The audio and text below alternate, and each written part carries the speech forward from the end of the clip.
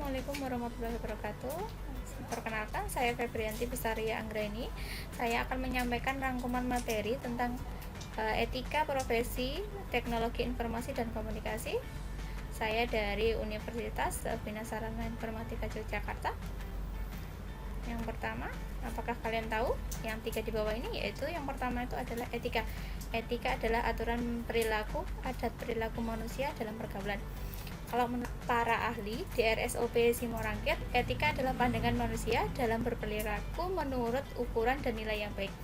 Kalau menurut DRS Sidi Gajalba dalam sistematika filsafat, etika adalah teori tentang tingkah laku perbuatan manusia dipandang dari segi baik dan buruk sejauh yang dapat ditentukan oleh moral.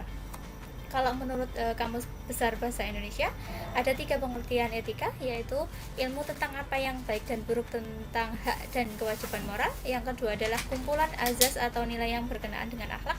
Yang ketiga adalah nilai mengenai benar atau salah yang dianut oleh masyarakat. Kalau menurut Profesor Solomon dalam Wahyono 2006.3 itu etika dikelompokkan menjadi 2 definisi, yaitu etika merupakan karakter individu dan yang kedua adalah etika merupakan hukum sosial. Kalau menurut 2 bagian besar etika itu dibagi menjadi 2. Yang pertama adalah etika umum. Etika umum adalah kondisi dasar dan umum bagaimana manusia harus bertindak secara etis. Dan yang kedua adalah etika khusus, yaitu penerapan prinsip moral dasar dalam bidang kehidupan khusus. Kalau etika khusus ini nanti dibagi menjadi 2 kelompok lagi, yaitu etika individual dan etika sosial. Kalau untuk etika sosial itu dibagi menjadi 6, yaitu yang pertama adalah sikap terhadap sesama. Sikap terhadap sesama ini adalah bisa kita terhadap sesama itu berarti sesama manusia.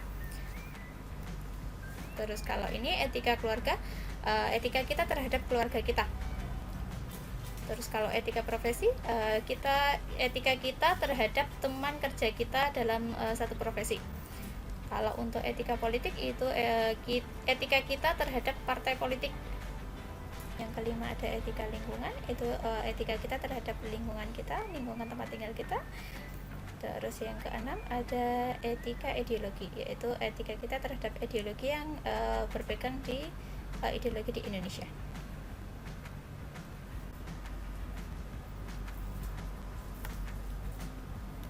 Kalau yang kedua itu adalah moral. Moral adalah nilai yang menjadi pegangan hidup. Kalau Magis Suseno, moral itu adalah yang menjadi dasar norma moral untuk mengakui perbuatan baik atau buruk, yaitu kebiasaan. Kalau menurut Lawrence Convert dalam Wahyono 2006.6, yaitu tahapan perkembangan moral ada 6, yaitu dibagi seperti gambar yang ini. Ada 3 tingkatan. Tingkatan yang pertama itu ada orientasi kepatuhan dan hukuman, ada yang kedua orientasi minat pribadi, yang tingkat konvensional itu ada orientasi keserasian interpersonal dan konformitas, yaitu yang keempat itu ada orientasi otoritas dan pemeliharaan aturan sosial. Tingkatan yang ketiga adalah pasca konvensional, yaitu orientasi kontrak sosial. Yang keenam adalah prinsip etika universal. Ini adalah aliran yang digunakan untuk menyatakan perbuatan baik atau buruk. Yang pertama ada aliran hedonisme, yang kedua ada aliran utilisme, yang ketiga ada aliran naturalisme, yang keempat ada aliran vitalisme.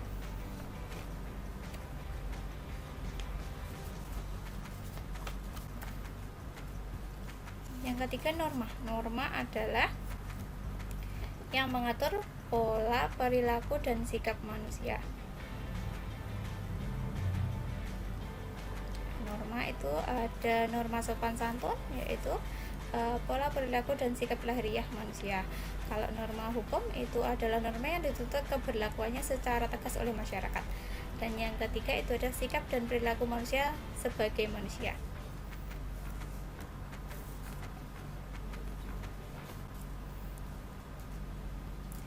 Kalau norma khusus itu adalah aturan yang berlaku dalam bidang tertentu.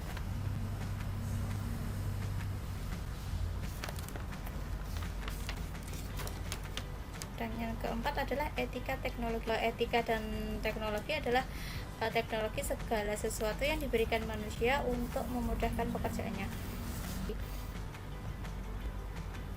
Untuk etika teknologi ini ada etika berdasarkan nilai dan norma, yaitu etika deskriptif dan etika normatif.